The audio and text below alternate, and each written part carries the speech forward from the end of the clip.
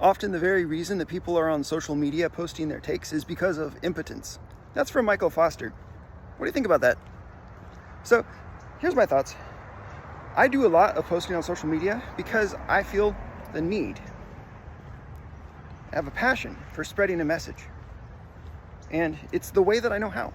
Because I decided not to go the academic route. Didn't want to become a seminary professor. Didn't want to become a pastor even. I decided that the kind of message that I needed to convey was the kind that was not going to do well in those environments, so I had to create my own environment. And so there was a feeling of frustration, of pain, and it led to needing to create something. And in fact, I would say there was a feeling of impotence. The feeling is, I don't know how I can get my message to the people that need to hear it. So I'm just going to try something. Like a desperate reach into the unknown, except for it worked.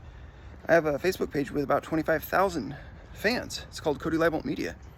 I have a YouTube channel with 1,300, 1,400 subs. I mean, it's not much, but it's honest work. And I have people that donate to me regularly to help me sustain myself as I'm doing the work. So that's kind of cool.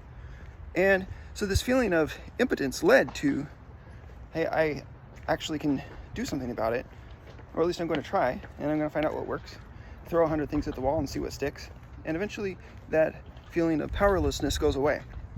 And I think that that's similar to what happened with Michael Foster. I mean, he had a sense of frustration and he decided to create a podcast and a book and even a church. He created his own church because of the feeling of frustration. So I'm going to build on what Michael is saying there. Yeah, there was a feeling of impotence at one point, but then how do you handle it and what do you do about it? Now, if you're the kind of person who only ever posts on social media and you're just posting these hot takes and trying to offend people, it seems like, trying to stir the pot, and there's nothing that is contributing to building, well, then that's a problem, perhaps. I mean, it could just be a sort of like a habit, kind of like smoking a cigarette. Like, doesn't really help you long run, does it? But it makes you feel good in the immediate. So be careful about that. Be careful about whether what you're doing is just impotence or whether it's something more than that. But be aware that using social media or YouTube or podcast or whatever could be the chance for you to build something. Now, let me tell you a little bit about what I'm trying to build. I sense a strong need among young men about the age of 20, 25, 30, who are in the church, who are conservative minded, and who don't really feel like they fit in. Intellectual isolation is a main problem. And that's what I'm trying to solve in whatever I'm doing. Now, part of solving that is what I do at FTNCI. And part of what I do to solve that is what I do in my other channels. I want to help young men realize that their feeling of isolation, they're not the only one that's having that. And I want to help them realize that the situation in the church right now is not ideal. And so I want to validate them in some of the experience that they have of feeling like, man, I don't know who I can talk to about intellectual topics. And even like if I look at my church, there's only one or two guys that read as much as I do. And one of them's a Marxist and the other is a Tim Keller fan. Did I repeat myself? So the point I'm trying to make here is that it's not easy for a lot of young people in the church. I had to just play Frogger because there are bikes coming both ways. So it's not easy for young people in the church, and I've been there. And a lot of these people are in the stage of figuring out who they're going to marry, how they're going to meet somebody, when they're going to be a father, what kind of career they want to do, what's the value in their life, where does their money go, where does their treasure go. And a lot of them are thinking, how can I raise wise kids? And they realize that Tim Keller is not the right man to be their source intellectually. And their pastor, who's just a Tim Keller fanboy, is not either. So they're going to have to be their own man. Okay, honkers. Sheesh. Anyway, so my approach to this problem is to create a podcast where I talk about what I care about and I make little videos like this. Now, why do I make these little videos? Or why do I post like 15 memes every day? I'm creating a buzz, an attention cycle, getting eyeballs. Why? Because there's something to be found when you find something that you care about. You find a community of other people who care about it too. It's not just the content, it's the community as well. The community based on shared values. So, for example, I think that AOC is a communist and that she needs to be addressed. Well, anybody else that likes the meme that I posted about AOC, that that could be a potential friend for you.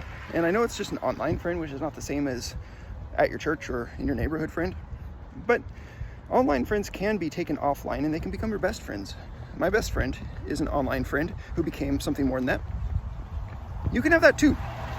And I also want to encourage people not just to be guys that post memes or guys that post hot takes, but consider doing this kind of thing, like making a video. Like, why am I doing low tech, going on a walk? Partly it's because I'm not all that comfortable on camera and because this is easier for me when I'm walking. But part of it is just because, look at this low tech situation. I've got an iPhone and I've got a Saturday morning with bikes going by, and I can make this. You can too. And I would encourage you to try doing it because you'll get better at articulating your thoughts. You'll get better at being concise. You'll get better at thinking precisely and correcting errors in your own mind as you practice articulating. And so you'll have a better life if you write down your ideas or if you speak your ideas and you get good at it. It's a life enriching thing for me, and I want to share it with you. So that's one of the reasons why I make these videos. Not only that, but you'll correct errors in your own thinking. Like, why do you think we talk about altruism at FTNCI? Why do you think we talk about presuppositionalism or Marxism? Well, it's because those are errors, not only in your academic approach to certain topics, but also in your, shall we say it, honesty. Dishonest person falls into traps of dishonest thinking. Sometimes more or less culpability, depending on the issue. But I care about rational thinking methods, care about truthfulness and the method of truthfulness. And so that's why I'm opposed to precept, that's why I'm opposed to Marxism, and that's why I'm opposed to pathological altruism. Now, these are just the things that I've looked at philosophically that I've said, hey, these are some major punching bags for me. You don't have to choose the same ones. Maybe your punching bag is the fact that in our country, people think that abortion should be legal and you want to outlaw abortion. Well, I agree with you and I support you. That's not my punching bag, but I talk about it when I get the chance. It all connects. You want to make the world a better place? Make people better people. And you want to do that? We'll talk about truth. And you have to get good at talking about it. What do you have to be in order to help other people? What you have to be is somebody who knows what you think and why. And making content is actually a really good way to shore up those abilities in yourself.